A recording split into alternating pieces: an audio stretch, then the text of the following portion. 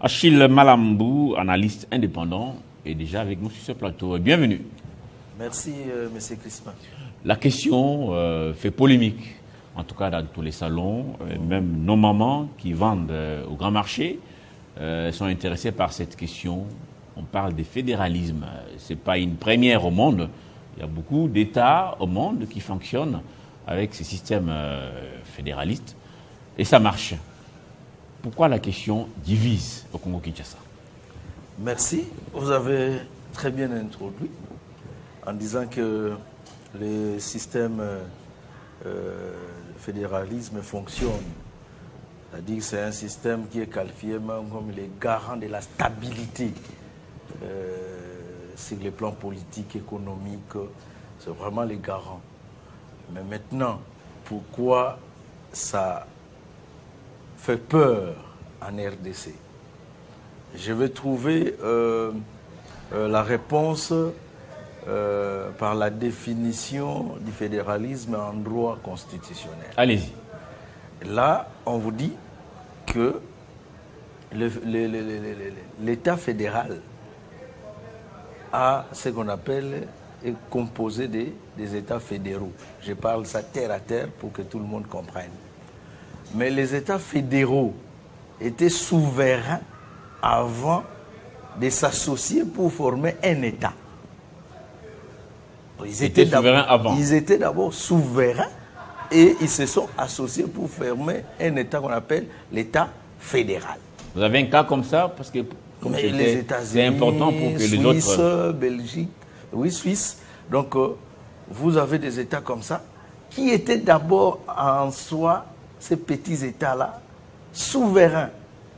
Et ils se sont associés pour former un État qu'on appelle un État fédéral. Ils partagent les compétences législatives, juridictionnelles, administratives aussi. Administratives. Ils se sont entendus, qu'est-ce que les États fédérés vont faire, même au niveau de la souveraineté. La souveraineté internationale, on laisse par exemple à l'État fédéral, la souveraineté interne, chaque État conserve sa souveraineté. Donc, ça a d'abord été des États et se sont associés pour devenir un État fédéral. Mais nous n'avons jamais connu des États fédérés ou des États indépendants. À part quelques sécessions de l'époque. Hein, non, vous parlez de sécessions, ce sont des rebelles. Des rebelles. Ce sont des rebelles. Ce sont des rebelles. Les gens qui avaient des prétentions de former encore des États pour être président. Parce que chez nous, nous aimons être des présidents. Donc, c'est ça, ce sont des sécessions comme vous les avez appelées, c'était des rebelles. Nous n'avons jamais connu ces États-là.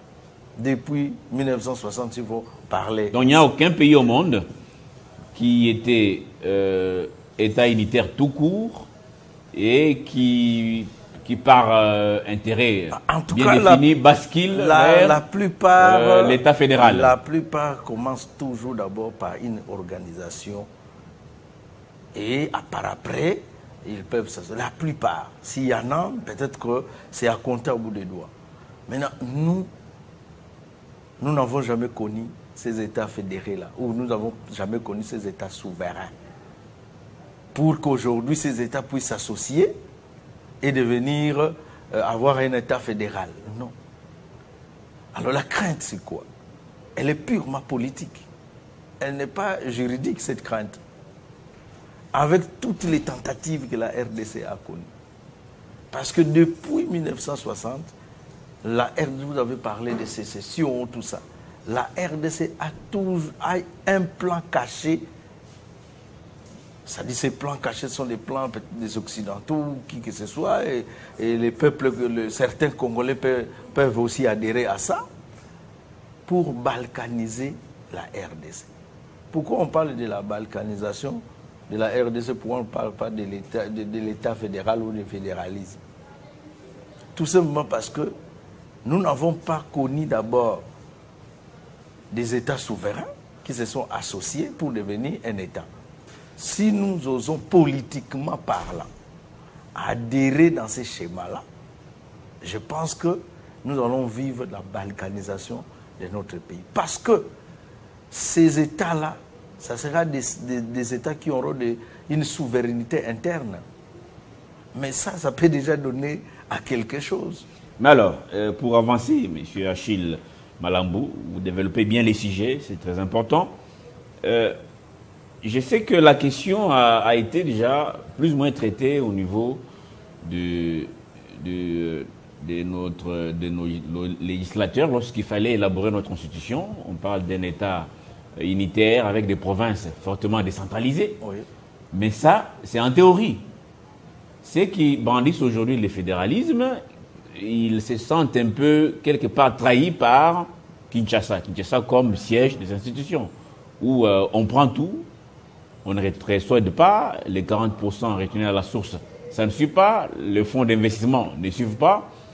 Est-ce que quelque part, même si c'est un exemple unique au monde, vous dites que ceux qui sont aujourd'hui dans ces systèmes étaient d'abord des États souverains, se sont associés pour devenir un État fédéral. C'est bien beau.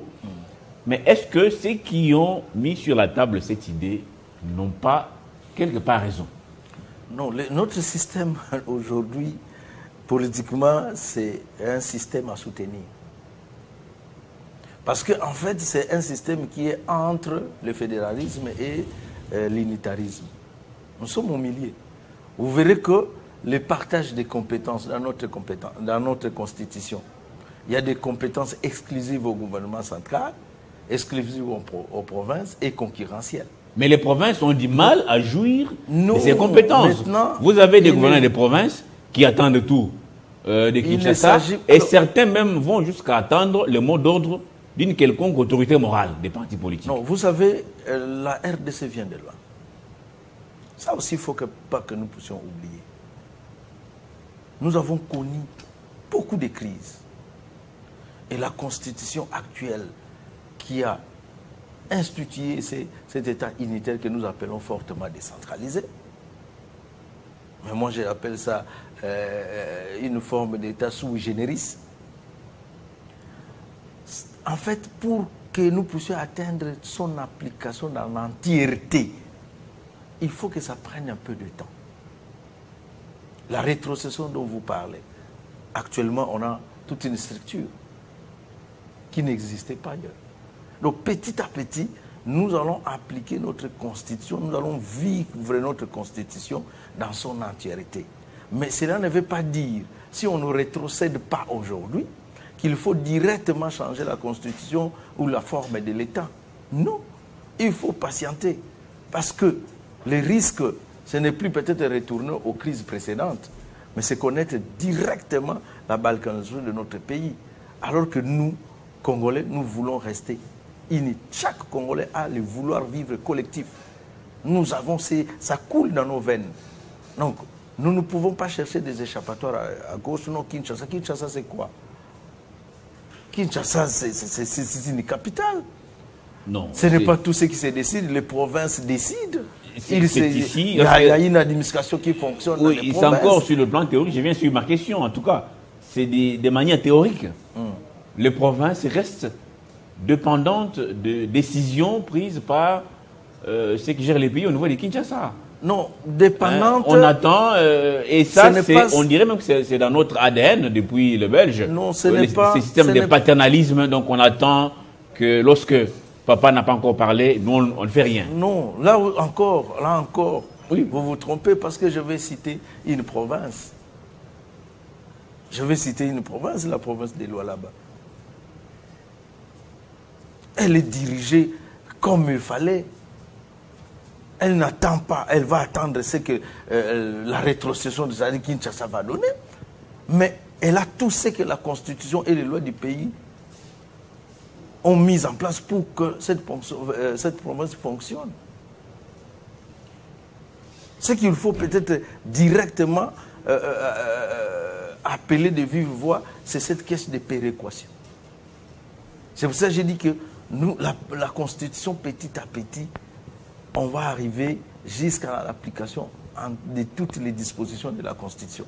Mais pour le moment, il ne faut pas prendre ça comme point pour dire qu'il faut quitter l'unitarisme au fédéralisme actuellement, politiquement parlant. Est-ce que c'est une question taboue?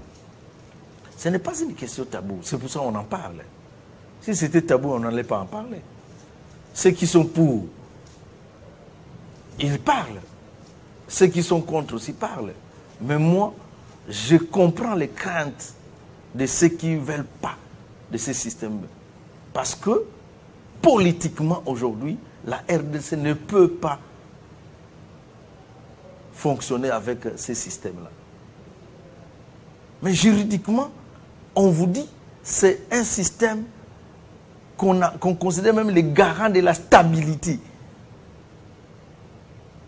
Mais chez nous, nous aurons facilement des États qui peuvent s'autoproclamer république indépendante et vous avez la balkanisation de la RDC. Abandonnons d'abord cette idée-là. Commençons d'abord par travailler pour la stabilité de notre pays. Cessons d'être agresseurs, nous-mêmes Congolais. Travaillons d'abord. Si nous avons des revendications entre nous Congolais, parlons. Nous avons hérité les palabres. Nos ancêtres n'étaient pas de belligérants ou de belliqueux, non. Commençons d'abord par là. Ne cédons pas d'abord aux tentatives, aux sollicitations extérieures. Vous dites que les Congolais, au-delà de nos divergences, restent attachés à leur patrie. Tout à fait. Mais cet esprit séparatiste, sécessionniste, c'est depuis les années de notre indépendance. Ça n'a pas commencé aujourd'hui. Rappelez-vous l'État du Sud-Kasaï ou les Katanga avec Tchombe. Et aujourd'hui, même lorsque vous allez dans l'Est des pays, l'Est aujourd'hui, qui fait face à une agression rwandaise avec des provinces pratiquement cédées aux étrangers, vous sentez que ces gens, même quand ils vous parlent, vous avez l'impression qu'ils n'ont pas un intérêt particulier à tirer de Kinshasa. Parce que ils sont dépendants plutôt des pays voisins et tout. D'abord, nous n'avons pas... Est-ce que sur le plan même économique, ça ne pose pas déjà un problème sérieux? D'abord, nous n'avons pas de provinces cédées à l'étranger. Il n'y en a pas. Et ça, il faut d'abord corriger. Il n'y a pas de province cédée actuellement. Non. Mais ça fait maintenant 3 mois ce ne sont pas des que Kinshasa n'a plus la même mise. Ne pas avoir la même mise, le chef-lieu du Nord Kivu et celui du Sud Kivu. Ne pas avoir la même mise ne signifie pas que les provinces sont cédées à l'étranger. Non. Ça, c'est de 1. De 2, les Congolais restent attachés à la patrie et expriment toujours le vouloir vivre collectif. Ce sont des tireurs de ficelles extérieurs qui envient votre pays, notre pays, avec tout ce que Dieu lui a donné comme ressources, comme potentiel. Donc ce n'est pas le Congolais lui-même. Ce qui a fait que toutes les tentatives de ces sécessionnistes qu'il y a eu, on est revenu à la normale. Pourquoi? Parce que la nature du Congolais, c'est d'abord être ensemble. Ni t'étais cet attachement-là. Les tireurs de ficelles allaient déjà balkaniser ces pays. Ça, il faut le savoir. Donc, nous sommes tous unis, malgré nos différences, malgré une diversité ethnique, clanique, mais tous, nous sommes ensemble. Et d'ailleurs, je donne à tout ce monde-là, aux spécialistes en tribalisme, je leur donne moins de 30 ans. Parce qu'aujourd'hui, avec le mixage qu'il y a, un Ekong épouse une Luba qui épouse une Chouaïl, ces enfants-là auront quelle tribu? Dans 30 ans, on ne parlera plus de tribus en RDC. Dans 30 ans? Dans 30 ans. Parce que ces enfants-là auront quelle tribu?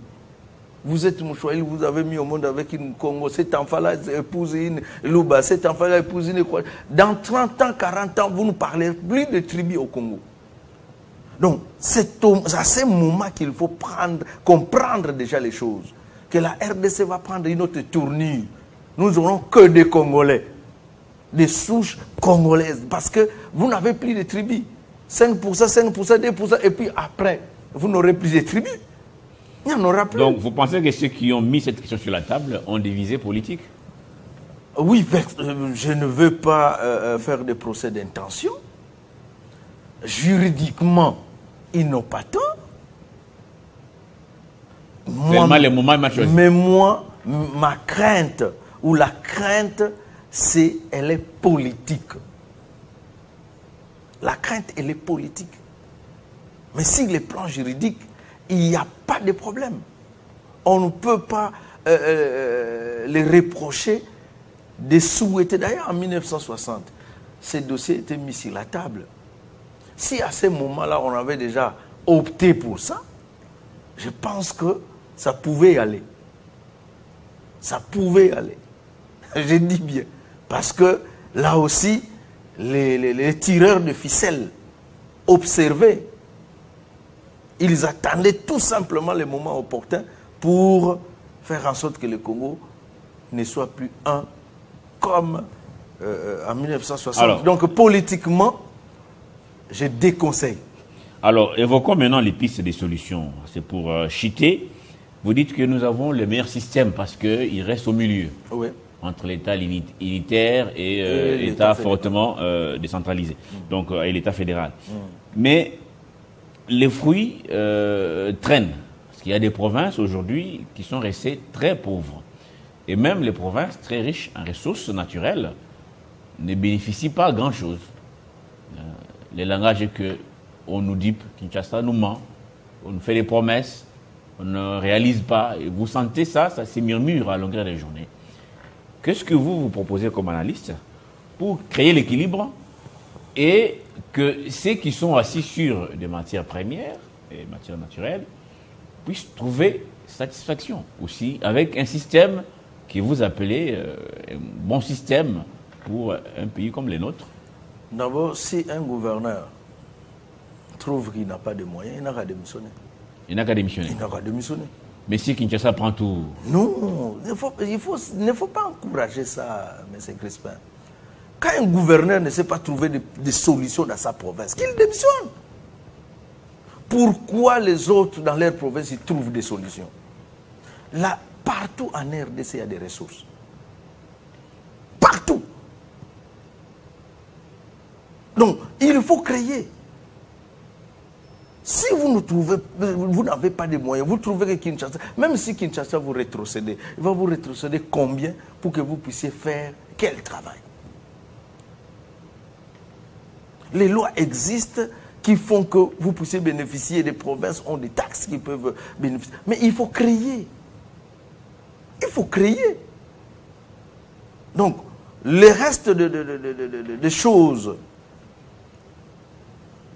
inscrites dans la Constitution qui doivent s'appliquer, on encourage le gouvernement, on encourage le président de la République de chercher comment appliquer, par exemple, la caisse de péréquation, tout ça, mais d'abord que chaque gouverneur soit responsable, soit conséquent. Il faut savoir créer. Tout est prévu. Question d'avoir une imagination. Question d'avoir le courage de travailler. Et les provinces vont se développer. Donc que ce gouverneur qui crie à la longueur des journées que Kinshasa ne rétrocède pas et ne savent rien faire, qu'il démissionne, qu'il laisse. Non seulement ça, mais il y a des Congolais qui sont capables de créer. Kinshasa dérange. Il y a des gouverneurs qui sont victimes parfois des menaces à longueur des journées, du fait qu'ils dépendent par exemple de l'intérieur, ici à Kinshasa. Et à l'époque, on a même vu des ministres ici à Kinshasa fermer les assemblées provinciales. Bloquer le gouverneur des provinces ici à Kinshasa parce qu'il n'a pas obéi à un tel ou tel autre ordre. Alors que le gouverneur avait certainement agi selon les compétences reconnues. Monsieur Crispin, je ne connais pas un seul cas où un VPM de l'intérieur se réveille pour dire « Monsieur le gouverneur, tu es suspendé ».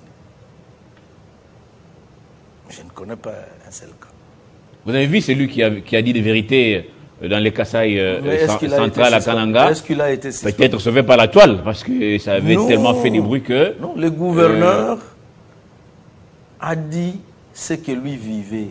Mais là aussi, s'il n'en sort pas de changer les choses, au lieu de crier, qu'il démissionne.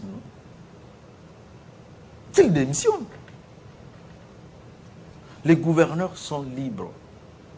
La libre administration est vécue au Congo. Faites les choses légalement. Respectez les textes. Et vous serez libre de développer votre province. Mais lorsque vous voulez être plus politique, vous tombez dans des pièges, vous serez sanctionné. Vous serez sanctionné. Mais vous êtes libre d'administrer votre province, de trouver des solutions. Parce qu'il y a des lois qui vous donnent des voies pour que vous puissiez développer vos provinces. C'est qu'ils cessent de plairer, qu'ils travaillent.